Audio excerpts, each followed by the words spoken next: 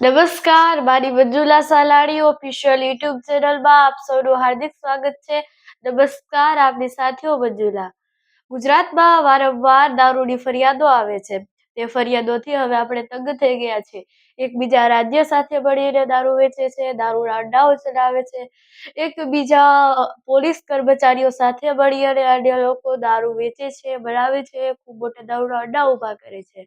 ઉગ્ર આંદોલનો પણ થાય છે અને મહિલાઓ પણ તેમાં સામેલ થાય છે. આવા કિસ્સાઓ આપણી સમક્ષ આવી ચૂક્યા છે. છતાં પણ હજુ દારૂબંધી ગુજરાતમાં નથી થઈ. અત્યારે એવું જ થયું કે રાજ્ય સાથે તો આપણે દારૂના જે અડ્ડાઓ હતા ને દારૂ વેચાતા હતા તેવું જોયું હતું. ડ્રગ્સ વેચાય તેવું પણ જોયું. કેટલાય નશાકારક પદાર્થો ગુજરાતના કેટલાય લોકો પાસેથી મળી આવ્યા છે. પરંતુ આજે કચ્છના ભુજમાંથી એસઓજીની ટીમે એક એવું રહસ્ય ગોતી કાઢ્યું કે આપણે હચમચી જઈએ.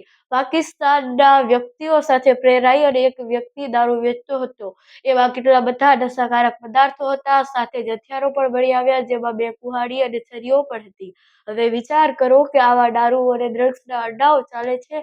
હવે તેને શોધવા કેટલા મુશ્કેલ થઈ ગયા છે કે દેશોની સાથે આપણો દુશ્મન દેશ છે તેની સાથે આપણે હજુ આવી રીતે દારૂ અને ડ્રગ્સના સંબંધ બનાવી અને આપણે આવી રીતે વેચાણ કરી રહ્યા છીએ. શું આપણને લાગે છે કે તેના કારણે આપણા ગુજરાતનો વિકાસ થવાનો છે? આવા મનમાં આપણા સવાલો ઉઠે છે, પરંતુ આપણે તેને અપનાવતા નથી. અને એવું લખાયેલું છે, એવું કહેવાય છે કે દારૂબંધી ગુજરાતમાં છે, પરંતુ તે માત્ર આપણા મુખમાં છે અને કાગળના પેજો પર છે. ખરેખરી રીતે આપણા હર્યા-ભર્યા વાતાવરણમાં આપણા ગુજરાતમાં છે જ નહીં કે દારૂબંધી છે. ગુજરાતનો કોઈ પણ ખૂણો તપાસો ત્યાં દારૂ ન હોય તેવું બને જ નહીં. અને ગુજરાતના કોઈ પણ વ્યક્તિને પૂછો તો બધા કહેશે કે હા, ગુજરાતમાં દારૂ વેચાય છે. ગુજરાતમાં દારૂબંધી કરવાની જરૂર છે. પરંતુ એ જરૂર છે તો હવે જે લોકો દારૂ પીએ છે તેને બંધ કરાવો, તેમના સામે કાર્યવાહી કરો. તેમનાથી ડરીને નથી રહેવાનું. અત્યારે ગુજરાતના મોટા ભાગના લોકો જાણે છે કે દારૂ પીવાય છે, ગુજરાતમાં દારૂ વેચાય છે. તેમની આજુબાજુ પણ ક્યાંક દારૂ વેચાતો હોય તે જાણે છે.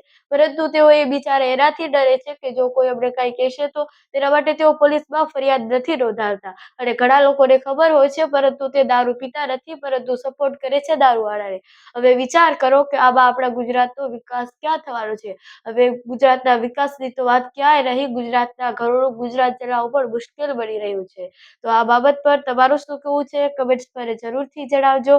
સાથે જ અમારી મંજુલા સાલાણી ઓફિશિયલ યુટ્યુબ ચેનલને સબસ્ક્રાઇબ કરવાનું ભૂલશો નહીં. નમસ્કાર and thanks for watching my video.